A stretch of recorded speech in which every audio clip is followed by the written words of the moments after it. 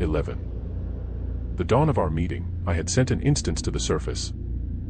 I was investigating the source of a great trembling I'd felt the night before. This instance had a rather humanoid appearance. Insect-like, still, and sporting 4 legs, but I had equipped myself with 2 arms with thumbs for handling whatever was ahead. I figured my best chance for defending myself was to wrestle someone's gun away and use it. I hadn't put too much thought into my appearance this time. I figured this instance would likely not make a return, and I found no need to pour my heart out. All this to say, this instance was nothing of note. It was a seamless average of every me that had come before it. I watched as the morning fog began to take form. From the distance, I saw lights. From the lights, I saw a lone human. I tightened my jaws, mandibles clicking in agitation as you approached. What gave me pause as you neared was the uniform you sported. It was not the white and gray splatter pattern I'd come to know, nor the black chest armor the first human wore. You wore a jumpsuit with a belt at your waist and tools hung alongside that. Not one of those tools looked like they'd do you any good in combat. I snorted, exhaling heavy, anticipatory breaths from my exoskeleton. You paused, eyeing me. I stood at the very edge of my leash, knowing one step more would render this instance useless.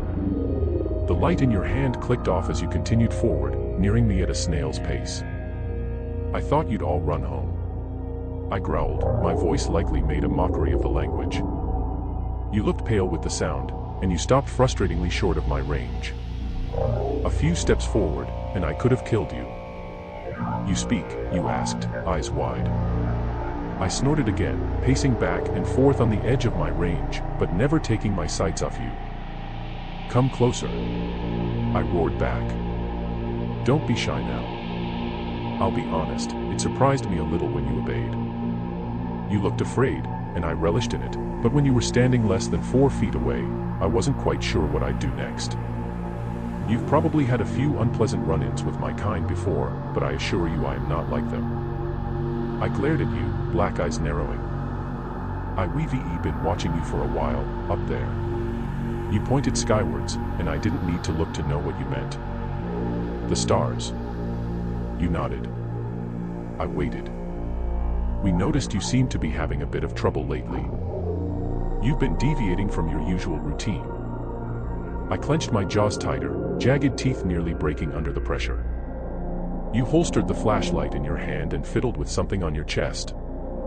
My team is by no means your enemy.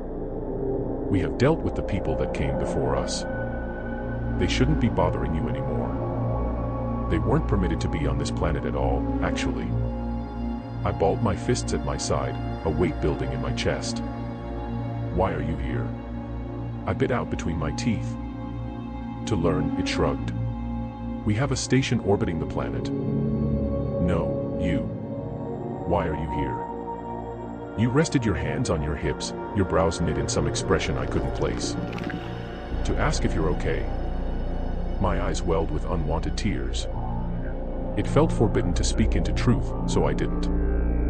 I just stood there, like an idiot, unable to look you in the eyes as my shoulders trembled. 12. I finished my recounting and looked back up at the creature. The human had found one ravine leading into me and gazes down with curious eyes. It looks back up at my instance, and then down again. Is that your home? I laugh. It's a surprising act. I'd never felt the need to cooperate with other creatures before. Socializing is a concept pretty foreign to me, and here I am, talking to the enemy. No, that's me.